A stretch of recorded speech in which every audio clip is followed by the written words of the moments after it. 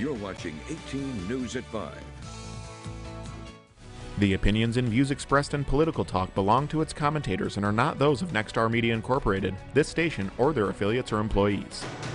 Welcome to Political Talk with Democratic commentator Dora Leland and Republican commentator Tom Santulli.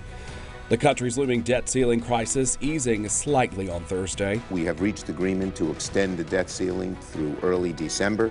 Raising the debt ceiling is necessary to allow the country to pay back money it already borrowed and avoid defaulting on its loans. So what's behind the politics on this issue?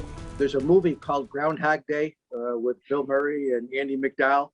And they wake up every day, or he wakes up every day, Bill Murray does, and it's Groundhog Day. He's a weatherman for a TV station.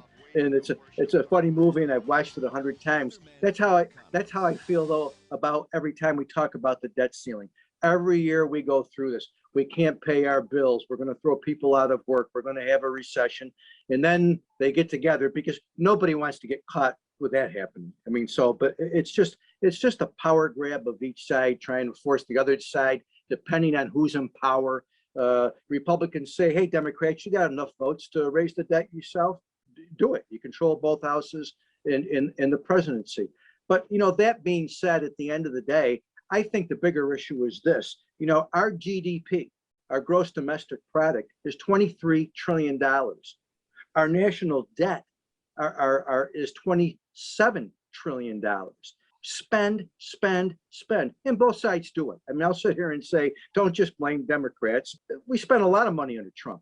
We raised the debt ceiling, so we did it. So, to me, until both sides can come together and say, listen, we always want to have a strong defense and we want good programs for our people, but you just can't continue to say, let the debt grow 13.5% a year and let it be, $5 trillion more than our GDP. It doesn't make sense. And quite frankly, I think this country is going to get itself in very serious trouble if we can't sit together and have an intelligent conversation about where we're going and how we can provide services and yet not have a debt that we're gonna put on some generation that could actually collapse. I think it's unfair. It's just unfair.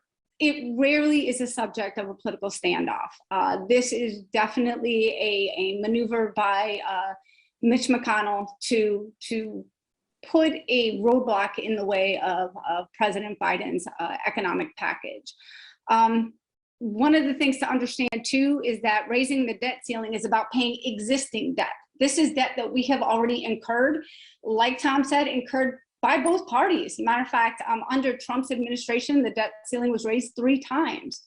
Right now, the current debt that the United States has, only 3% of it was incurred by this current administration. I know that Mitch McConnell is going to get a lot of backlash for proposing that, not that they're going to help vote for raising the debt limit, the debt ceiling, but that Republicans are not going to get in the way, that they are not going to filibuster. They will allow the Democrats to have a simple majority vote and not filibuster that. The agreement really does nothing to solve the systemic problem. All this agreement does is set a deadline for December 3rd, kicking the can down the road, if you will. That will do it for this edition of Political Talk. For the very latest edition of Political Talk and past episodes, simply log on to our website, mytwintears.com.